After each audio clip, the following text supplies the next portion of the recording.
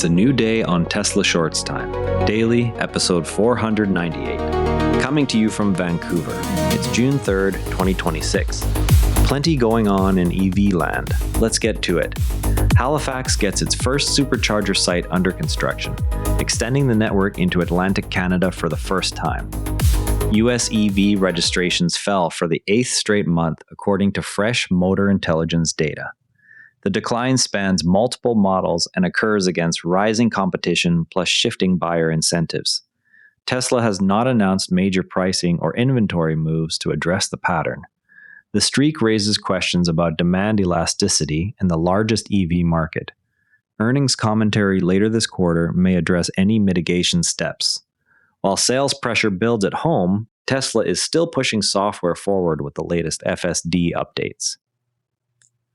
Revised Tesla FSD v14.3.3 is now installing on Model Y vehicles equipped with the latest hardware. Owners report the updated package following the broader V14 series that brought incremental perception and control improvements. The revision targets specific edge cases identified during earlier supervised testing. The rollout continues as Tesla refines the stack ahead of wider, unsupervised ambitions. Next, watch for release notes or owner reports on behavior changes in complex urban scenarios. Tesla informed Australian owners that FSD supervised V14 for Hardware 4 vehicles remains in final local development and testing. The message indicates region-specific validation is nearing completion before wider deployment. HW Fort cars in Australia have waited longer than some other markets for the latest supervised version. This step addresses local regulatory and mapping requirements that differ from North American conditions.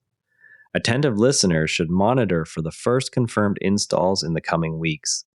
As the software keeps evolving, Tesla is also using social channels to keep the conversation light.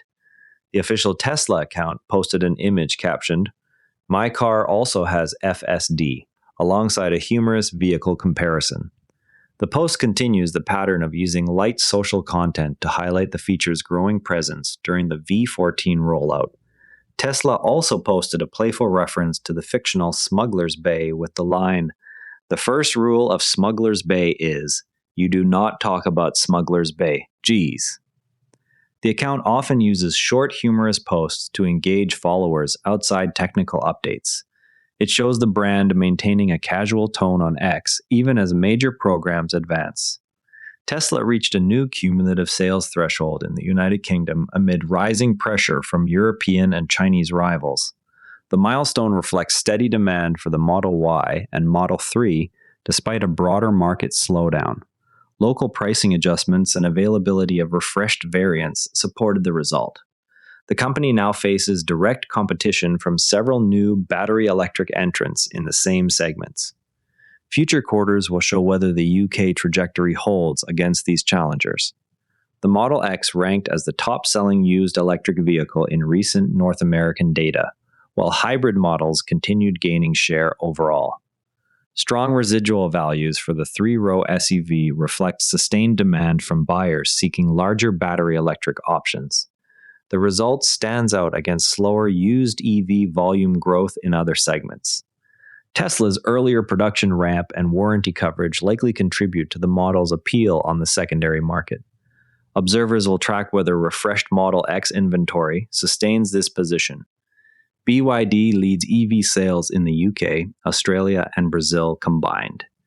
BYD now leads EV sales in the UK, Australia, and Brazil combined after aggressive pricing and faster model refreshes. Tesla's overseas volumes grew, but not enough to hold the top position in those regions. The change highlights how quickly market leadership can move when multiple competitors scale simultaneously. The same competitive pressure is visible in emerging markets, where BYD has already taken a large share of Africa. BYD secured roughly one-third of electric vehicle sales across African markets through aggressive pricing and local partnerships.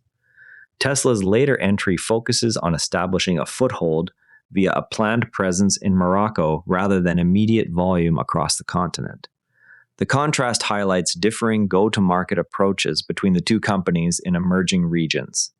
Infrastructure limitations and price sensitivity remain key barriers for any brand. The Morocco strategy will be watched for its ability to generate meaningful volume. Electric vehicles nudge 30% sales share as Tesla Model Y becomes Australia's best-selling car. Battery electric vehicles reached nearly 30% of new car sales in Australia during May, with the Model Y claiming the overall top spot. The result marks the first time EVs crossed that threshold in a single month. Multiple Chinese brands also posted strong numbers, widening buyer choice in the segment. The Model Y's position reflects both competitive pricing and established charging infrastructure. Continued growth will depend on supply of refreshed variants and home charger adoption. Model YL long wheelbase variant spotted at Fremont. A longer wheelbase Model Y variant appeared during testing at the Fremont facility. The sighting suggests continued development of an extended range or 7-seat configuration. No official confirmation or specifications have been released by Tesla.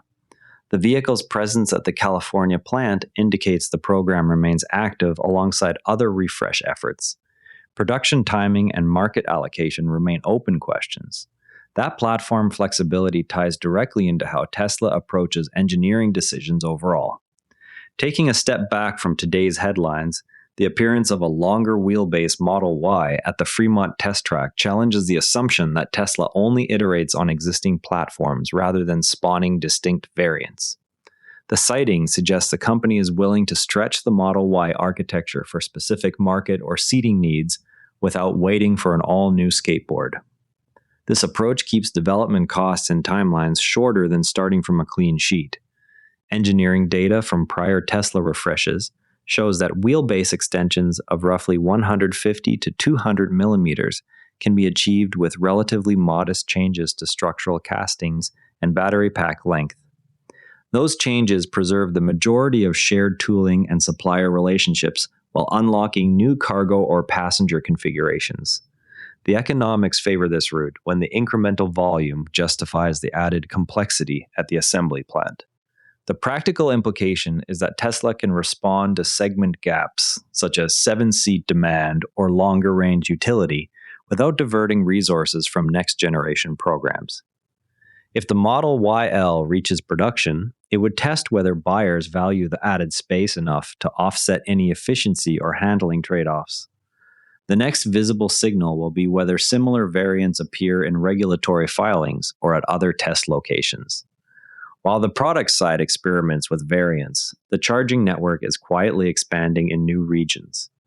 Construction began on the initial Supercharger location in Halifax, Nova Scotia. The site represents the first permanent DC fast charging installation in the province for Tesla vehicles. Local owners have previously relied on destination chargers or longer drives to reach the nearest stations. The project aligns with Tesla's gradual expansion of the network into secondary Canadian markets. Completion timing and stall count will determine usability for regional travel. Network growth abroad contrasts with an unexpected fleet win closer to home. Emergency services in Kazakhstan placed an order for Cybertruck units, marking an unexpected government fleet adoption. The vehicles will serve operational roles where durability and off-road capability matter. Tesla has not disclosed pricing or delivery schedules for the export market. The sale demonstrates interest beyond the initial North American customer base. Future fleet orders could provide additional volume signals for the model. That fleet interest sits alongside Tesla's broader push into used car strength and regional sales milestones. Rivian R2 performance claims edge over Model Y performance in a recent Car Buzz comparison. The analysis cites advantages in ride quality, interior space, and certain performance metrics. Rivian has not yet begun customer deliveries of the R2, so real-world data remains limited. The comparison underscores growing competition in the performance SUV segment. A fleet operator shared video of a Tesla Semi climbing California's Grapevine grade with a full trailer. The operator described the performance as impressive given the payload. The demonstration adds to limited public data on real-world Semi capability. Production volume and additional fleet orders remain the next milestones to watch. Tesla filed a legal action in Manitoba to recover rebates previously denied on certain vehicle sales. The case centers on eligibility rules that the company argues were applied inconsistently. A favorable ruling could affect similar programs in other provinces. The outcome will clarify how rebate frameworks treat direct sales models. Nearly all major EV makers plan to drop native CCS1 ports by the 2027 model year in favor of NACS. Only a handful of holdouts remain, mostly lower volume nameplates. The transition simplifies charging access for Tesla owners and non-Tesla drivers using the network. Remaining CCS1 vehicles will require adapters for broader compatibility. There is a challenge worth discussing. U.S. registrations fell for the 8th straight month, spanning multiple models amid rising competition. The streak coincides with broader market shifts toward hybrids and new EV entrants. Tesla has not detailed specific inventory or pricing responses in the latest data release. The trend raises the question of whether recent software and hardware updates can reverse buyer hesitation before the next earnings report. Tomorrow, we'll be watching for any first confirmed FSD V14 installs in Australia and further details on the Model YL testing program. That's your Tesla news for today. TSLA closed at $423.74, up $7.86, 1.9%.